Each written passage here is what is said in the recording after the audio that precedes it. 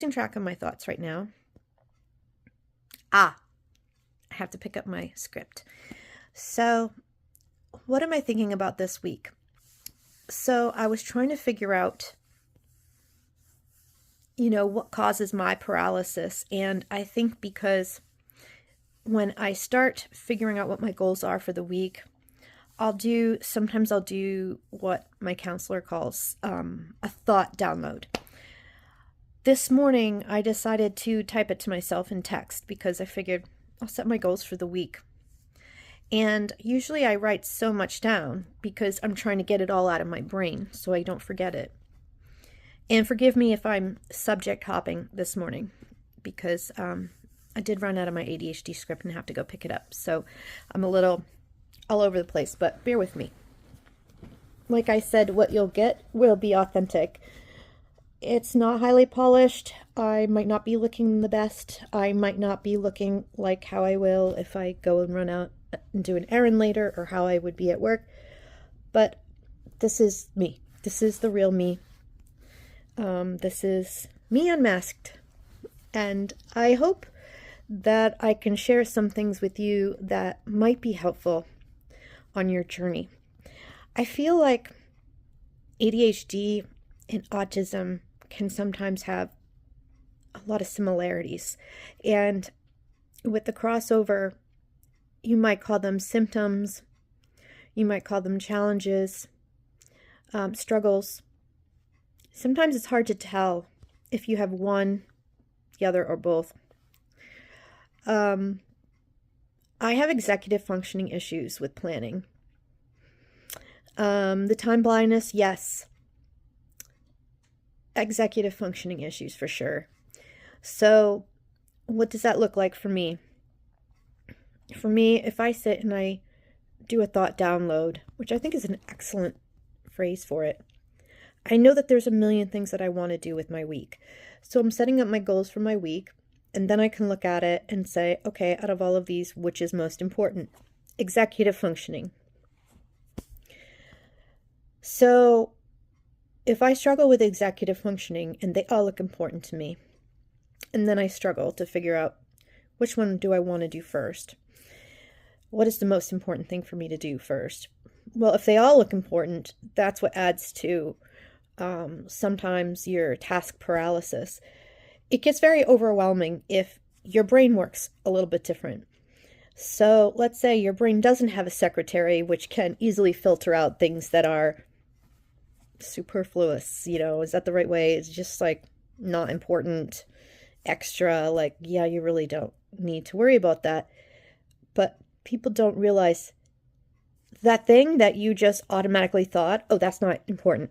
That's a function that's going on in your brain. And it's something that you don't realize that's happening. And it's automatic for you. And that's executive functioning. So if somebody else has a brain that is wired slightly different and has struggles in that area, to you, if you're neurotypical, or if you don't have that particular issue, that's where the why don't you just do it thing comes in. Because it's not something that we're actually taught about how to prioritize. So I was thinking about that this week, that's something I want to work on. And also, another thing that's difficult with the executive functioning, besides determining what's the most important thing to work on, is, I don't know, do you guys have the same struggle that I do? Not only do I have trouble picking out the most important thing to start with, and then you might say, just pick something. Well, that's fine. I still have to be careful while I'm clear-headed in the beginning, before my brain, within like 3 to 5 minutes of starting something, will go, ADHD symptoms will hijack it.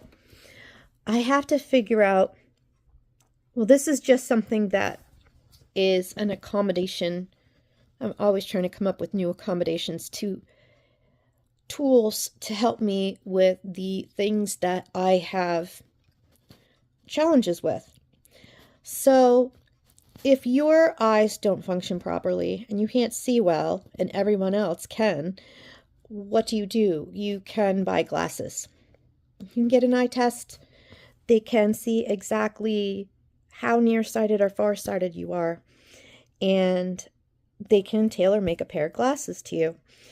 Well, if you have executive functioning issues where your brain lacks that automatic sorting capability, and you don't have that, and it all looks important, what is the equivalent of a pair of glasses for that?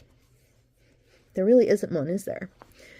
So even the just pick something can be problematic, right? Okay, so I guess in this particular video, I jumped right into executive functioning. I guess it's really important because I'm trying to make some changes in my life. I'm trying to look at, okay, am I going to start a new part-time job while I'm trying to start this business, while I'm maybe coming back and doing content again? And how does that look? So not only is it you have to choose the task that's important out of your list of really important things. And if you're somebody with ADHD who really struggles with this, chances are you've gotten so overwhelmed because it's been like this for a long time. And if you've been struggling with the paralysis of the overwhelm because the list keeps getting longer and longer, and you start feeling more and more like a failure because of the struggles you've had, especially if you're late diagnosed, you have no idea where to start. You don't know what's most important. And on top of that, another big struggle that I have is I have to stop. This is something I've been doing the past year, maybe two, is I try to look at, before I start a thing, I can give you an example. I need to get a whiteboard to put here so I can start writing these things out so that you can see what I'm talking about. So I'm not just like randomly talking about fill in the blank, like you can fill in whatever applies to you. Let's give an example. Let's say the things you struggle with is, like for me, one of the things I struggle with is how to figure out how to do my daily cleaning. Now, I do get frustrated because, I feel like I'm turning into a Susie housemaker. Every freaking week, it's all about why can't I keep house? Like, why can't I be clean? But then I resent it, and then I get my what do you call it? Demand avoidance kicks in. I don't have to do this. Wait, what happened to me? I used to be a person. I used to make my own decisions. And now, because my life has become shit and a failure, and I work one day a week because I get burned out if I do more, and I have to come to terms with the fact that I have a disability, that I don't want to accept it's a disability, but it's there. Communication issues with family and a relationship, that's really important. I wanted to talk to you guys about that this week as well. Forgive me for bouncing all around. I do come back, and it's all very, very important. So these things may seem like no big deal, especially if you're either neurotypical or if you are neurodivergent, but since we're all so vastly different, there's not just a spectrum with autism.